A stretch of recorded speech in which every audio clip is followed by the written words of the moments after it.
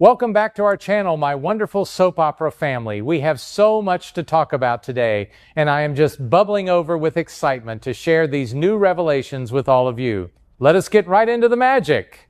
I have to tell you, my heart was just full watching Maurice Benard recently sit down for a deeply revealing conversation with Ty Butler on ESPN Radio New York.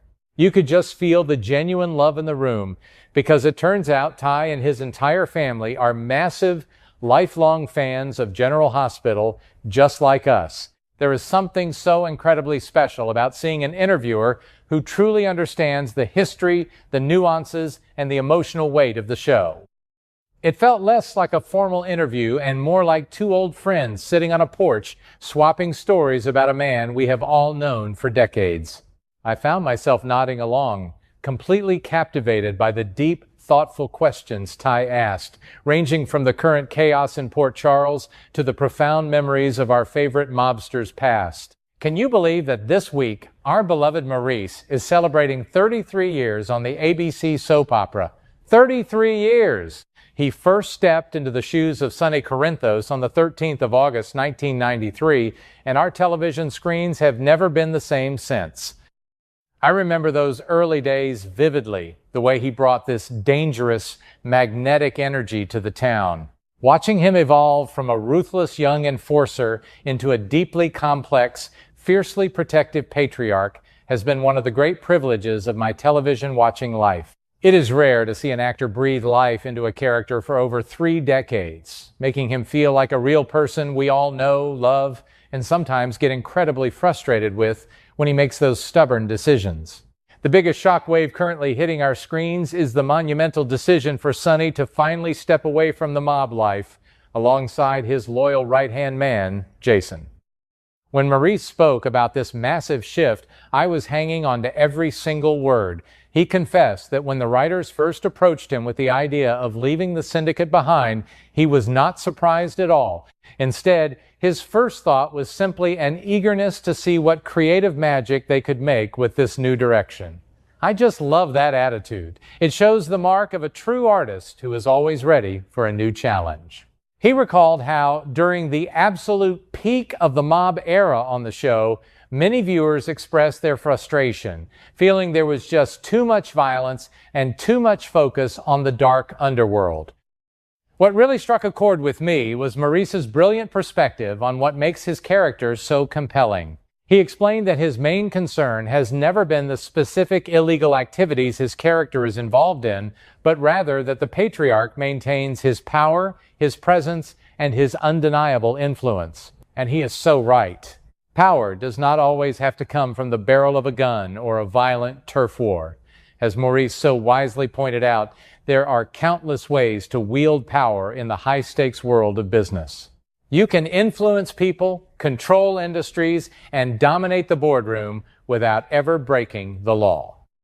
I felt a thrill of anticipation hearing him explain that he believes this is exactly the direction the writers are taking him. This perfectly aligns with the current, incredibly tense storyline involving Jen Sidwell's asset auction.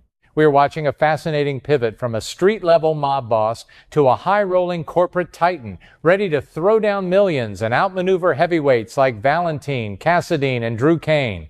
Seeing him use his brilliant tactical mind to try and snatch up Sidwell's empire before Drew can get his hands on it is just thrilling. It is a completely different kind of warfare, a battle of wits and wallets, and I am here for every single second of it. The danger is still there, especially with the complications he and Jason are facing while trying to exit the criminal world, but it is a refined, sophisticated kind of danger that feels incredibly fresh and exciting for longtime viewers. Maurice even teased us with a little golden nugget about what is coming next. While he naturally could not give away all the juicy secrets, he promised that the upcoming storyline is truly remarkable. He mentioned that when he first learned about the direction they were taking the character, his immediate reaction was one of absolute amazement and excitement. Hearing that from a man who has quite literally seen and done it all on this show just sends shivers of anticipation down my spine. If the man who has lived this role for 33 years is impressed and excited by the script, you better believe we are in for an absolute roller coaster of emotions. I am already on the edge of my seat, counting down the days to see how this all unfolds. Now, I know the question that has been weighing heavily on all our hearts revolves around how much longer he will stay in Port Charles. It is a thought that makes me a little anxious, to be honest. During the interview, he addressed this directly, noting that his current contract is set to expire in February or March of 2027. But before you start worrying, let me share the wonderful news that brought a huge smile to my face. He told Ty that he is incredibly happy with the upcoming storylines and has absolutely no immediate plans to retire. He acknowledged that he has reached a point in his life and career where he certainly could walk away if he wanted to, but his heart is still deeply rooted in the show and the people he works with. He expressed that as long as he remains comfortable working on the set, which has been the case for quite a long time, he has no desire to leave. Oh, what a relief. He even joked that the producers would literally have to force him out the door, implying they would have to tell him they had endured enough of him and demand he leave. It just warms my soul to know that the passion he has for portraying this iconic role burns as brightly today as it did 33 years ago. He is the anchor of the town, the beating heart of so many intertwining families, and I honestly cannot imagine our beloved soap opera without his commanding presence gracing our screens every weekday. But of course, in the world of soap operas, we must always prepare for the dramatic, and Ty Butler asked the question we all secretly wonder about regarding how Maurice envisions his ultimate exit from the show whenever that distant day finally comes. My goodness, his answer was nothing short of cinematic perfection, though it completely broke my heart to even imagine it. Maurice has always been a master of deep, tragic storytelling, and his dream exit is as dark and poetic as a Shakespearean tragedy. He painted a vivid picture of a devastating scenario where something terrible happens to one of his beloved children, and the crushing weight of the blame falls entirely on the father's shoulders, creating a burden he simply cannot bear. Can you just picture the scene he described? He envisions his character returning to his quiet, empty home, the heavy burden of unimaginable grief and guilt resting upon him. He walks over, slowly pours himself a glass of strong whiskey, and makes his way upstairs. The camera follows him, the silence in the house deafening, until suddenly all we hear is the loud sound of a gunshot, and the screen abruptly cuts to pitch black. My breath hitched just thinking about it. Maurice noted that in a traditional movie, that definitive, tragic end would be absolutely perfect. It is the ultimate heartbreaking price for a lifetime of living by the sword and making dangerous choices. But then, with that classic twinkle in his eye, he reminded us that this is a daytime drama where nothing is ever truly as it seems. He pointed out the brilliant ambiguity of such an ending, questioning whether the character actually took his own life in a moment of unbearable despair, or if someone else sneaked into the house and framed him. It is a chillingly brilliant concept that proves just how deeply he understands the genre. It leaves the door cracked open just a tiny bit, sparking years of debates, mysteries, and perhaps the faint, lingering hope that the legendary mobster might somehow, someday, return from the shadows. As if the interview was not already a treasure trove of emotions, Ty asked Maurice which former cast members he would most love to see return to the show. His answers felt like a warm hug from the past.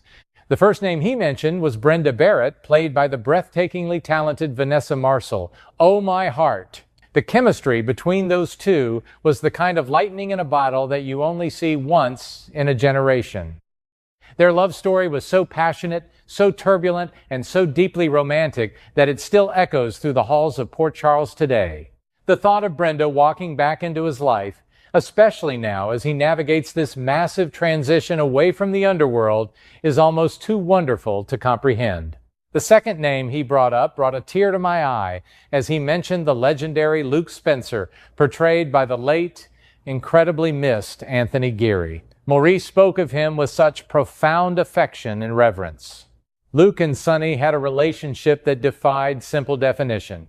They were rivals, confidants, and two sides of the same complex coin. They understood the darkness in each other better than anyone else ever could.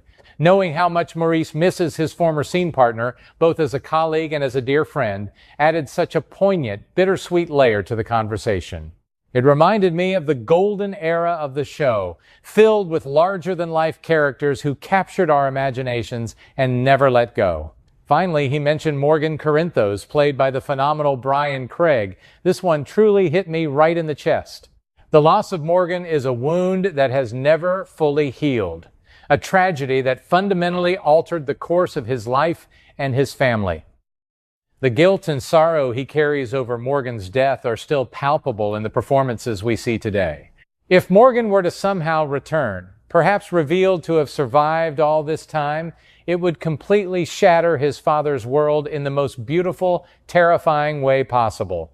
It would be the ultimate redemption story, a chance for a father to finally make things right with the son he thought he had lost forever in that terrible explosion. Listening to this entire interview just reaffirmed everything I have always loved about the man behind the character and the show itself.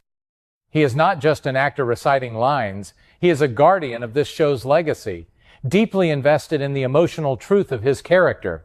As we look ahead to the coming weeks, watching him try to outmaneuver Drew Kane for Jen Sidwell's assets, we are witnessing a profound evolution. He is leaving the bloody streets behind, but the cunning, brilliant strategist within him is more alive than ever, ready to conquer the corporate world with the same fierce determination he used to rule the docks.